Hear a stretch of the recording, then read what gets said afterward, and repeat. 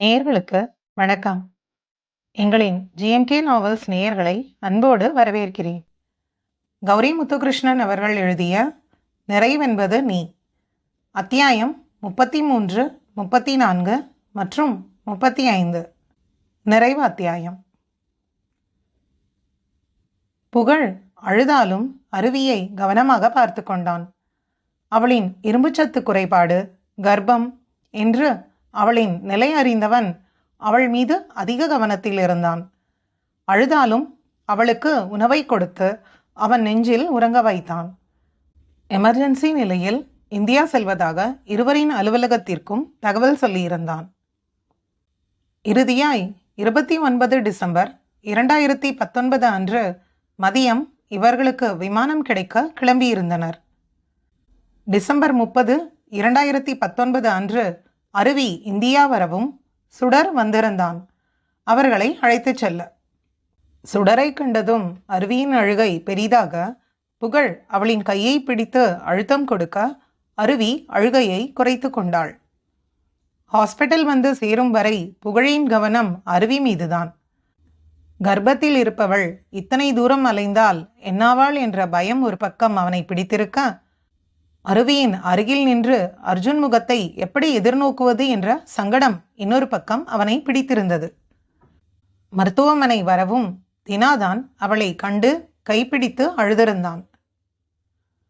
எனக்கு நிலாவை பார்க்கணும் தினா. அருவி, இப்ப வேண்டாம், வா. புகழ் அழைக்க, கூப்பிட்டு போதினா, அவளை பார்க்கணும் எனக்கு. 10 நிமிஷம் இருங்க, பெரிய டாக்டர் கிட்ட அனுமதி வாங்கணும். தினா எங்கோ சென்று வந்தவன் கையில் உள்ள காகிதத்தை காட்டி அருவியை அழைக்க, புகழ் வேண்டாம் என்று கூறியும் அவள் நகர புகழ் அவளோடு உடன் சென்றான். பிணவரையில் எந்த கவலையும் இன்றி நிம்மதியாய் நித்திரையில் ஆழ்ந்திருந்தாள் நிலா. தலையில் பெரிய அடிபட்டு உயிர் பிரிந்து விட்டதாக தினா கூறவும் அருவி அவளின் தலையை வருடி கொடுத்தாள். என்ன வாழ்க்கை வாழ்ந்துட்ட நீ? என்ன அவசரம் உனக்கு? நீயும் மாமாவும் நல்லா இருக்கணும்னு நினச்சேன். என் ஆசையை கெடுக்கிறதே உன் வேலையா போயிடுச்சு இல்ல? தாய் இல்லாமல் ஒரு பொண்ணு எப்படி வளர முடியும் சொல்லு? அருவி அவளிடம் பேச புகழ் முகம் மூடி அழுதிருந்தான். தினா அந்த அறையை விட்டு வெளியே வந்திருந்தான். அருவி, போதும் வா, அர்ஜுன் உனக்காக காத்திருப்பார்.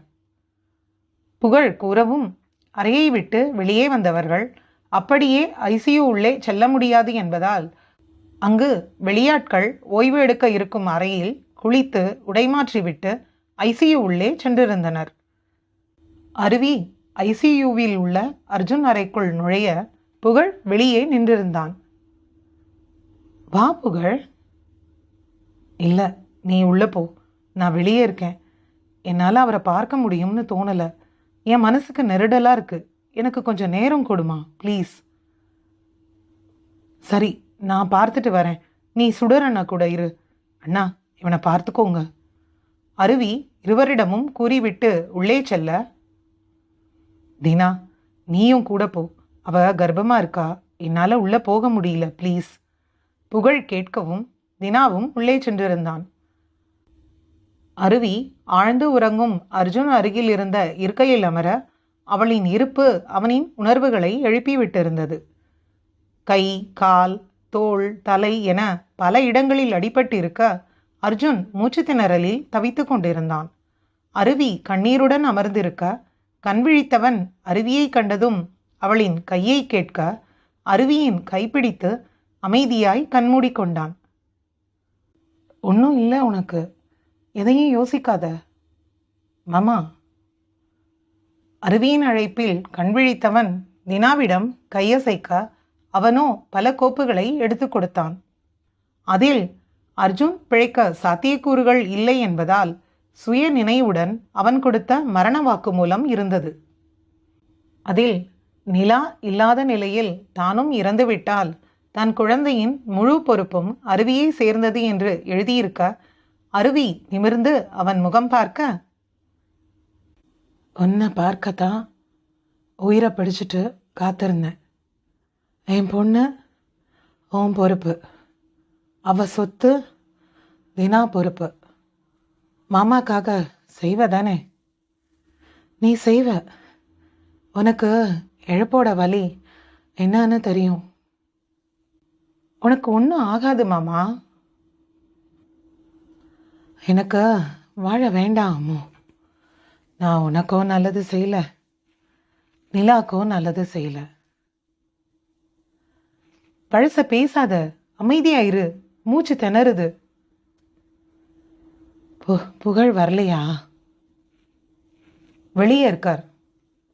அருவி சொல்லிவிட்டு புகழை கைப்பிடித்து உள்ளே அழைத்து செல்ல அர்ஜுன் அவனை பார்த்து சிரிக்க முயற்சிக்க, புகழோ அவன் கைப்பிடித்து அழுதிருந்தான்.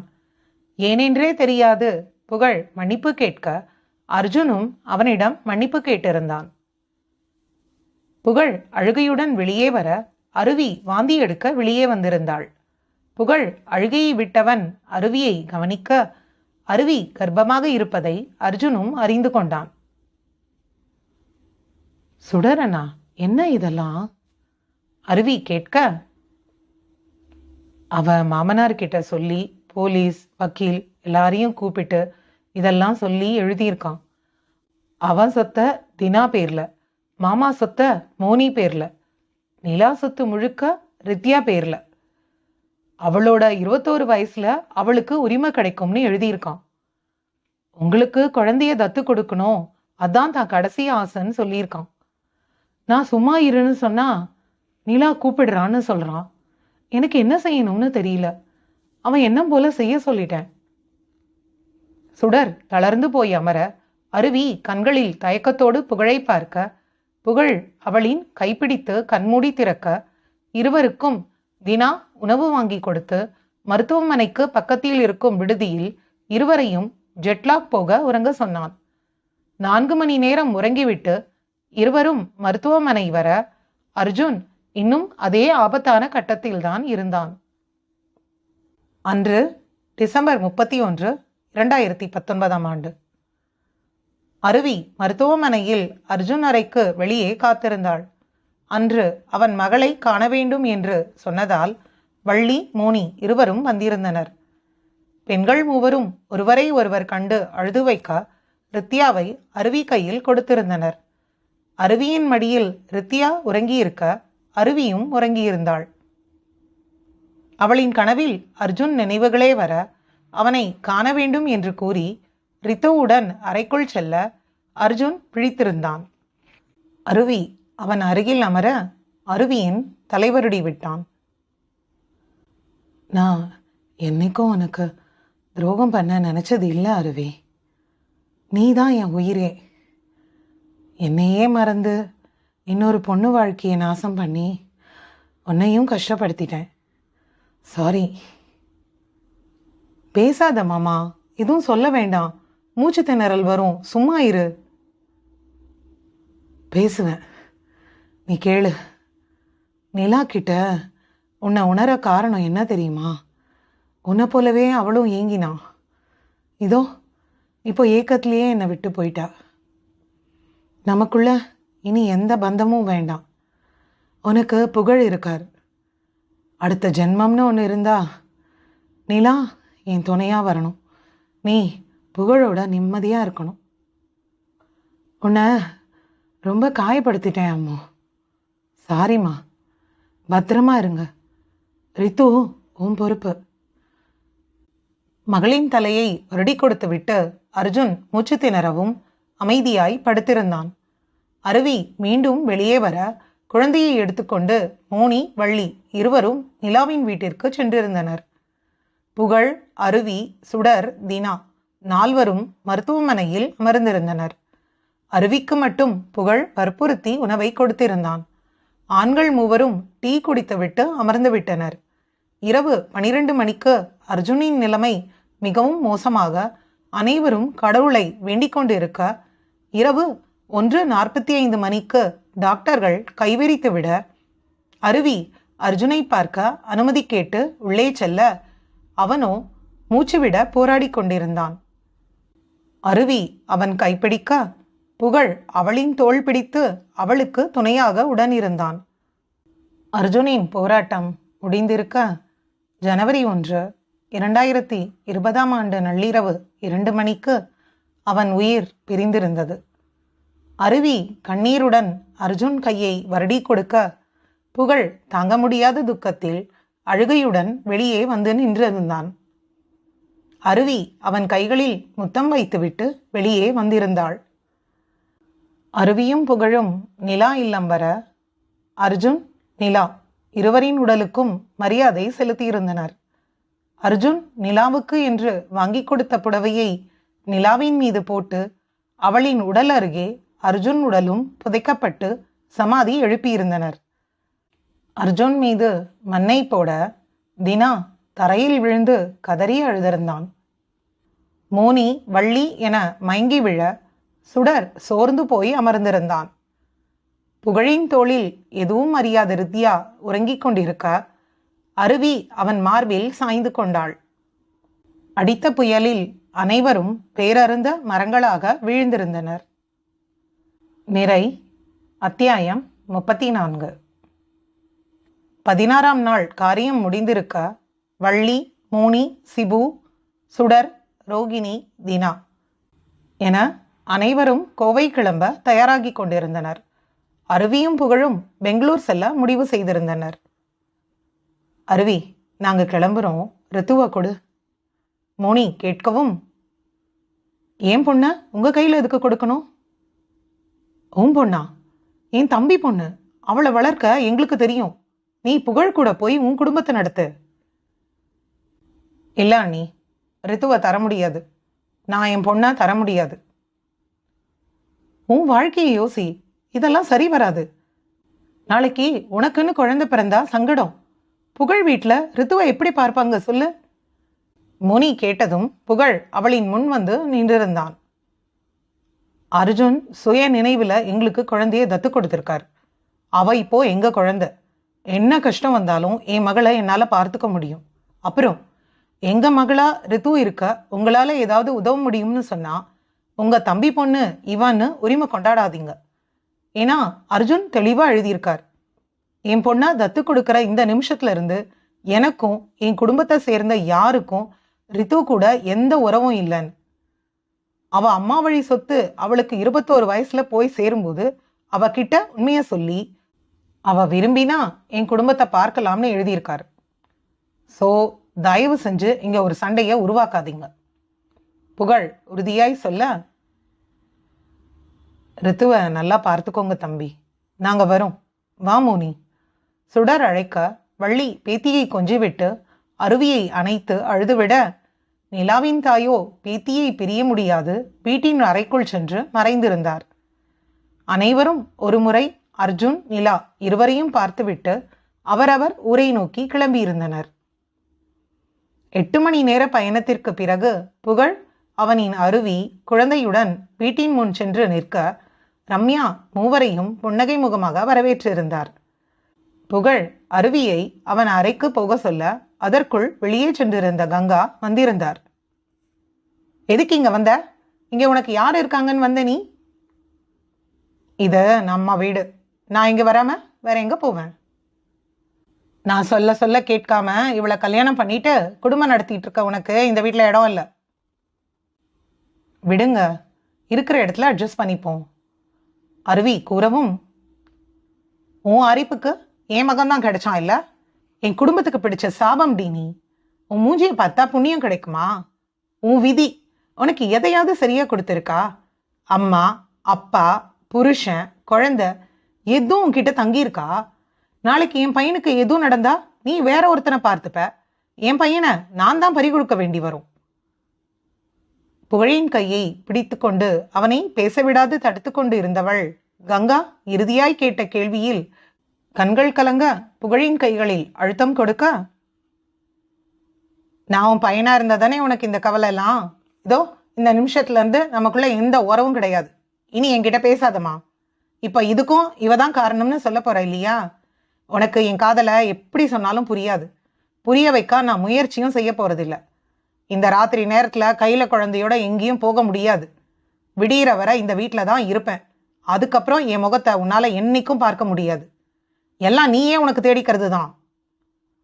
புகழ் சொல்லிவிட்டு அருவியோடு அறைக்குள் வந்திருக்க அருவி அமைதியாக படுக்கையில் படுத்திருந்தாள். புகழ் ரம்யாவிடம் கேட்டு பால் கொண்டு வர சொல்லவும் பால் கொடுத்து மகளை உறங்க வைத்திருந்தான். நீ ரொம்ப மாறிட்ட புகழ். உன்கிட்ட அந்த பொறுமையும் பொறுப்பும் எப்படி வந்தது? நான் இப்போ ஒரு குழந்தைக்கு அப்பா, செகண்ட் ஆன் த வே. புகழ் கூற ரம்யா கண்விரிந்து ஆச்சரியப்பட்டிருந்தாள். ஏண்டா எருமை சொல்லல, அருவி உண்டாகியிருக்காளா? ஆமா, 4வது வாரம் உறுதி செய்தாங்க. இப்போ 8 வார கரு. சொன்னா சந்தோஷப்படுவாங்க உங்க அத்தை. இப்ப பேசின மாதிரி எதையும் சொல்லி அதான் பொறுமையா சொல்வோம்னு இருந்தேன். அருவி, இந்த மாதிரி நேரத்துல அதிகம் மன அழுத்தம் கொடுக்கக்கூடாது. கங்கா எப்பவும் இப்படித்தான். பிறந்து வளரும் போதே அதுக்கு ஏதோ பிரச்சனை. அவங்க வீட்டில் அதை சரியா பார்க்காம நம்ம மாமாவுக்கு கல்யாணம் பண்ணி வச்சு 2 அரலூசை வேற பெற்றுட்டாங்க. எதுவும் தெரியாம நம்ம மாட்டிக்கிட்டோம். வேற வழி இல்லை, நம்ம கங்கா தானே, விட்டுரு. யாரடி அரலூசு? புகழ் கேட்கவும், எவ்வளவு தெளிவா சொன்ன. இப்படி ஒரு கேள்வி கேட்கிற, அப்பவே தெரியல நீ ஒரு அரலூசுன்னு. ரம்யா கேட்கவும் புகழ் அவளின் தலையில் கொட்டு வைக்க, எனக்கு ஒரு பையன் இருக்காண்டா, சிங்கம் மாதிரி. தூங்கி எழுந்து வருவான், அவன் மேலே பாய விடுறேன் பாரு. ரம்யா கூறவும் அருவி முகத்தில் மின்னகை. அதற்குள் ரேணுகா வந்திருக்க விஷயத்தை அறிந்து அருவி, ரித்து இருவரையும் புகழுடன் ஒன்றாக அமர வைத்து திருஷ்டி சுற்றி போட்டார். அருவி, இழப்புகள் இல்லாம வாழ்க்கை பக்குவப்படாது. சில சூழ்நிலை, கஷ்டம், அவமானம், தோல்வி, வலி எல்லாமே பக்குவப்படதான். நீ பக்குவமா இருக்க வேண்டிய நேரம் இது. மனச அமைதியா வை. இப்போ நீ 2 குழந்தைக்கு அம்மா. புகழ், இனிமேல் ரொம்ப கவனமா இருக்கணும், சரியா? நான் விசா வாங்கிட்டு வந்துடுவேன். என் பொண்ணுக்கு தலை பிரசவம் பார்க்க. அதுவரை என் பொண்ணும் பேத்தியும் உன் பொறுப்பு. ரேணுகா கூறவும் அவரின் மடியில் தலை வைத்து படுத்துக்கொண்டாள். உன் அம்மா பேசினான்னு சொல்லிட்டு வெளியே போய் யாருடா பார்ப்பாங்க இவங்க 2 பேரையும் சொல்லு. உங்க அம்மா எப்பவும் தான் பேசுவா, புதுசா என்ன? எத்தனை வேலை இருக்கு தெரியுமா இனி? ரேணு கேட்க, அதை சொல்லாதீங்க அத்தை, நினைச்சாலே பயமா இருக்கு. எங்களால ரித்துவை கூப்பிட்டு போக முடியாதுன்னு சொல்றாங்க. நாளைக்கு தான் அதுக்கான விவரம் கேட்கணும். பின் சபரி வர இருவரையும் நலம் விசாரித்து இரவு உணவை உண்டு பேசிக்கொண்டிருக்க அருவி புகழ் தோளில் சாய்ந்து அமர்ந்திருந்தாளே தவிர பெரிதாக எதையும் கவனிக்கவும் இல்லை, பேசவும் இல்லை. ரித்து அழவும் எழுந்து அறைக்குள் சென்றவள் அவளோடு கட்டிலில் படுத்து கொண்டாள். அருவி இப்படி சோர்ந்து போய் பார்த்ததே இல்லை புகழ். சீக்கிரம் நியூயார்க் கிளம்புங்க. ஏதோ வைரஸ் பரவுதான், ஃப்ளைட் எல்லாம் இருக்காதுன்னு சொல்லிக்கிட்டு இருக்காங்க. சபரி கூறவும் புகழ் முடியை அழுந்த கோதிவிட்டு பெருமூச்சை வெளியேற்றியிருந்தான். ஆமா, கொஞ்சம் உதவி வேணும்டா, நிறைய வேலை இருக்கு, என் கூட இரு சபரி. என்னடா, உனக்காக செய்ய மாட்டேனா? சபரி கேட்க, அருவி குழந்தையோட வந்த நிமிஷம் இந்த சிக்கல் எதுவும் தோணலை. இப்போ நிறைய கேள்வி, அதுக்கான பதில், இப்படி நிறைய தோணுது. உனக்கு ரித்துவை தத்து எடுத்ததுல எதுவும் மனக்குறை இல்லையே?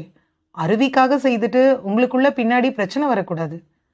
ரேணுகா கேட்கவும், அர்ஜுன் அருவியை நம்பினது விஷயம் இல்லை, என்ன நம்பினது எவ்வளோ பெரிய விஷயம்.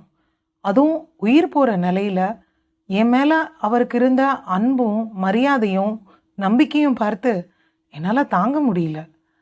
என் வாழ்க்கையில் நான் பார்த்த ஒரு நல்ல மனுஷன் அர்ஜுன். அவன் பொண்ணை வளர்க்கறது எனக்கு பாக்கியம். அவ என் கைக்கு வந்தப்பவே அவ என் பொண்ணாகிட்டா. எல்லாம் தாண்டி என் அருவிக்காக எதையும் செய்வேன். 2 பேரும் இதே போல ஒருத்தரை ஒருத்தர் அன்போடு ஆதரிச்சு சந்தோஷமா இருங்க. ரேணுகா கூறவும் புகழ் சரி என தலையாட்டி இருந்தான். அதான் பெரிய குடும்பஸ்தான் ஆகிட்டானே, இனி சார் நம்ம எல்லாம் கண்டுக்க கூட மாட்டாரு. ரம்யா கூறவும், அதென்ன ரம்ஸ், பெரிய குடும்பஸ்தான்? சபரி நெற்றி சுருக்கி கேட்க, 2 குழந்தைக்கு அப்பா இல்லையா, நிறைய பொறுப்பு இருக்கும்ல, அதை சொல்றேன். போதும் உங்க விளையாட்டு கிண்டல் எல்லாம். புகழ், உள்ள போ, அருவியை பாரு. அவ திரும்பி வரவே இல்லை. காலையில பார்க்கலாம், தூங்குங்க. ரேணுகா சொல்லிவிட்டு அறைக்குள் செல்ல புகழும் அறைக்கு சென்றிருந்தான்.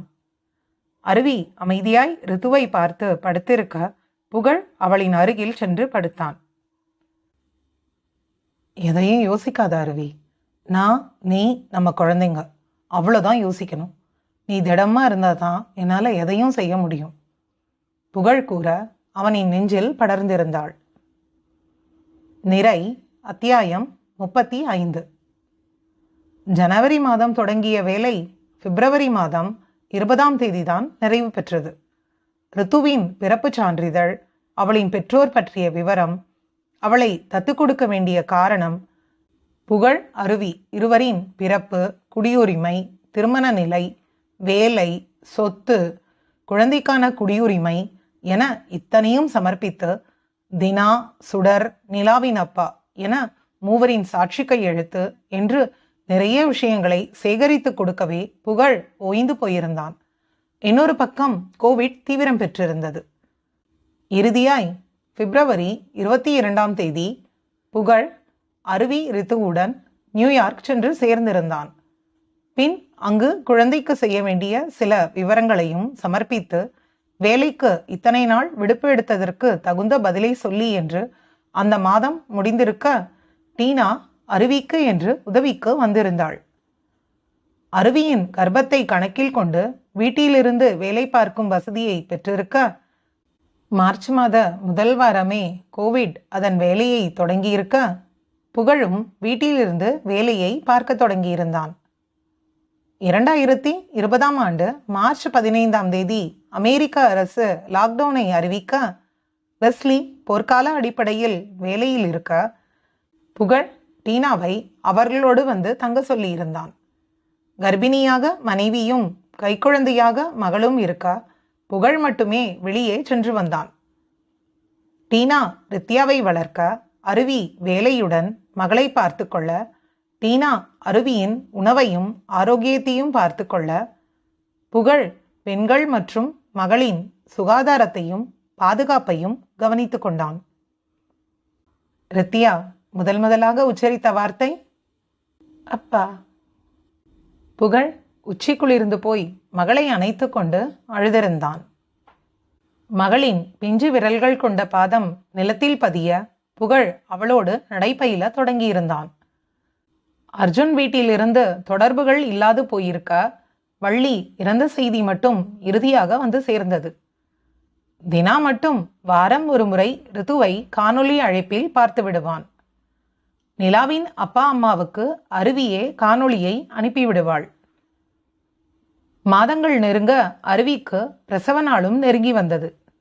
ரேணுகா அருவியின் பிரசவ நேரத்தில் வர முடியாது போக ஆனா பெண்ணா என்று அறிவிக்கும் விழா, வளைகாப்பு என்று கூறும் பேபி ஷவர் என்று எதுவும் இல்லாது போனது. டீனா தோழியாய், தாயாய், சகோதரியாய் அருவியை பார்த்து கொண்டாள்.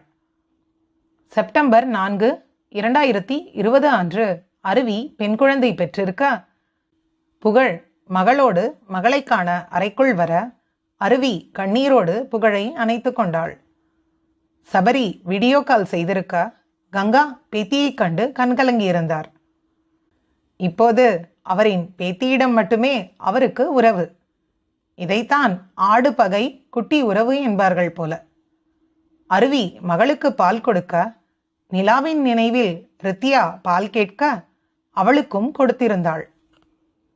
புகழ் இரு மகள்களுடன் பொழுதை கழிக்க தொடங்கியிருந்தான். அருவி ஓய்வில் இருக்கும் நேரத்தில் எல்லாம் அவளிடமும், அவளின் வேலை நேரத்தில் புகழிடமும் டீனாவிடமும் வளர்ந்தனர் இருவரும்.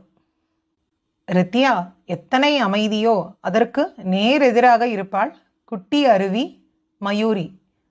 புகழும் அவளும் செய்யும் சேட்டைகளை அருவியின் காதுகளுக்கு கொண்டு செல்வது ரித்துதான். மகள்கள் இருவரும் புகழின் உயிராக மாறியிருக்க அருவியை விட அதிக சலுகைகளை பெற்று அருவியை பொறாமையில் தள்ளியிருந்தனர். அடிக்கடி மகள் இருவரோடும் சண்டை கட்டி கொண்டு புகழின் முன்னே கண்ணீருடன் நிற்கும் அருவியை கண்டு புகழுக்குத்தான் ஆனந்தமாக இருக்கும். அவனின் வாழ்வை அன்பில் நிறைத்திருக்கிறாளே. 3 பெண்களும் அள்ளி கொடுக்கும் அன்பில் புகழின் வாழ்வே மகிழ்வில் நிறைந்து போயிருந்தது. டீனா இவர்களை கண்டு குழந்தை பெற்றுக்கொள்ள ஆசைப்பட்டு 2021ஆம் ஆண்டு டிசம்பரில் ஆண் குழந்தையை பெற்றிருந்தாள். சபரி வீட்டிலிருந்து வேலை பார்த்ததில் ரம்யா 2ஆம் பிள்ளையை பெற்றிருந்தாள்.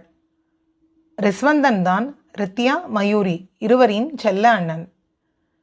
கொரோனா ஓய்ந்து இயல்பு வாழ்க்கைக்கு திரும்பிய அடுத்த மாதமே சபரி குடும்பத்துடன் புகழ் இல்லம் வந்து அவர்களோடு பொழுதை செலவழித்து உறவுகளையும் வளர்த்திருந்தனர்.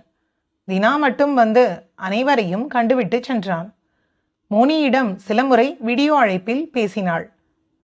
அனைவரும் தாமரை இலை மீது தண்ணீரை போல ஒட்டவும் செய்யாது விட்டுவிடாது உறவை காத்து கொண்டனர். அன்று ஆகஸ்ட் 3, 2022ஆம் ஆண்டு. கையில தான் நீ பிடிச்சாலே பிரச்சனை தீராதே, துக்கியாத நீ எரிஞ்சாலே டென்ஷன் ஏறாதே, ஊருக்கு தான் நீ பயந்தாலே வேலைக்கு ஆவாதே, யாருக்குமே நீ அடங்காதே வெற்றிய விடாதே, புலம்புறவன் தமாசு எதிர்த்து நின்னா நீ மாசு, மனசுல ஒன்று நினைச்சா அதை நடத்தணும் நண்பா கன்ஃபார்ம், ஒரு முறை தான் தொட்டாலே மேல கைதான் வச்சாலே திருப்பி அதை கொடுத்தா அட பீஸ்ட் நீ தாண்டா ராமம்மா, ஏய் ராமம்மா ஜாலிலோ ஜிம்கானா, ராசம்மா ஏய் ராசம்மா சொன்னது சரிதானா, சரிதானா, சரிதான்ப்பா, ஜாலிலோ ஜிம்கானா. புகழ் மகள்கள் இருவருக்கும் நடுவில் நின்றிருக்க, மூவரும் ஹாலில் ஆடிக்கொண்டிருக்க, அருவி புன்னகையுடன் மறைந்து நின்று அவளின் அலைபேசி கேமராவில் பதிவு செய்து தோழிக்கு அனுப்பியிருக்க, தோழிகள் இருவரும் பேசி சிரிக்க, அருவி அந்த வீடியோவை தினா, ரம்யா என அனைவருக்கும் அனுப்பியிருந்தாள். மயூரியின் பொம்மை போன்ற ஆட்டமும் ரித்து தப்பு தப்பாக போட்ட நடன அசைவுகளும் மகளுக்கு இடையில் அவர்களுக்கு இணையாக ஆடிய புகழையும் ரம்யா கிண்டல் செய்ய பெண்கள் மூவரும் ரசித்து சிரித்திருந்தனர். மழம பித்தா பித்தாதே என்று அடுத்த பாடல் வரவும் அருவி அதையும் பதிவு செய்து அனுப்பி வைத்தாள். ஆடி சோர்ந்து போன பிள்ளைகள் இருவரையும் குளிக்க வைத்து உடை மாற்றி இரவு உணவை கொடுத்து புகழ் உறங்க செய்திருந்தான்.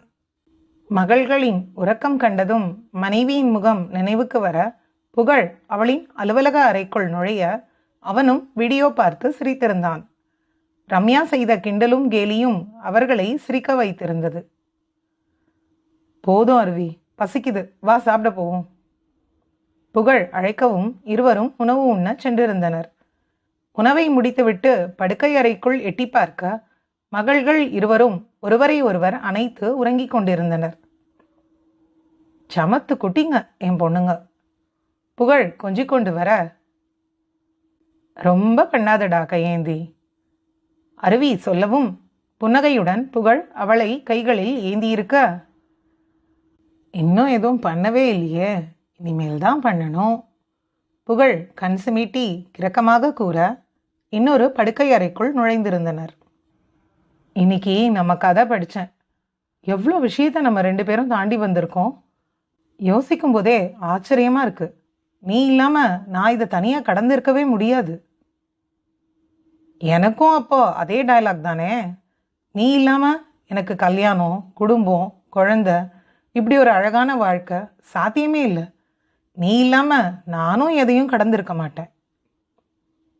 இந்த அருவிக்கு புகழ் தான் நிறைவு. I feel complete. அருவி சொல்ல, என்ன கம்ப்ளீட்டா? இன்னும் 3 பெற்றுக்கணும் நம்ம கணக்குப்படி. 4 தான் என் கணக்கு. அப்படி பார்த்தா இன்னும் 2 பெற்றா போதாதா? அருவி, ரித்து சிறப்பு பரிசு நம்ம வாழ்க்கையில்.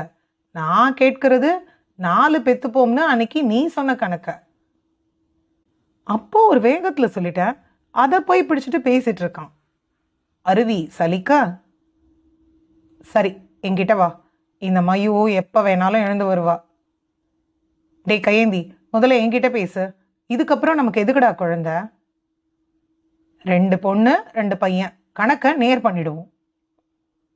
மறுபடியும் கர்ப்பம்னு சொல்லவே கூச்சமா இருக்கு எனக்கு. குழந்தை வரும், நம்ம காதலுக்கான பரிசு. ஸோ கிடைச்சா பெத்துப்போம், இல்லையா ஃப்ரீயா விடு. இப்பவாவது என் பக்கத்துல வாடி வெள்ளி. புகழ் அழைக்க அருவி அவனிடம் நெருங்கி வர புகழ் முன்னெச்சரிக்கையாக டிவியை ஆன் செய்து பாட்டை போட்டுவிட்டிருந்தான். அதில் கரோல் ஸ்விம்சூட் போல இருந்த ஆதிவாசி உடையில் அவர்களின் இந்த தனிமைக்கு பொருந்தும் "People say I am not gonna change" என்ற பாடலை பாடத் தொடங்கியிருந்தாள். நிறை நிறைந்தது. You cannot be perfect for everyone. Be perfect for yourself. Let the world accept you as you are. Be who you are. அன்பு அனைத்தும் செய்யும். அன்பும் நன்றியும் கூறி உங்களிடமிருந்து விடைபெறுவது உங்கள் கௌரி முத்துகிருஷ்ணன். இந்த நாவலை பற்றின உங்களோட கருத்துக்களை அப்படியே கமெண்ட் பாக்ஸில் சொல்லிட்டு போங்க நேயர்களே. இந்த நாவலின் ஒலிப்பதிவில் உங்களோடு இணைந்திருந்த நான் காமாட்சி ஹரிஹரன். அடுத்து எழுத்தாளர் சமீபத்தில் எழுதிய ஒரு புதிய கதையோடு உங்களை மீண்டும் சந்திக்கிறோம். நன்றி.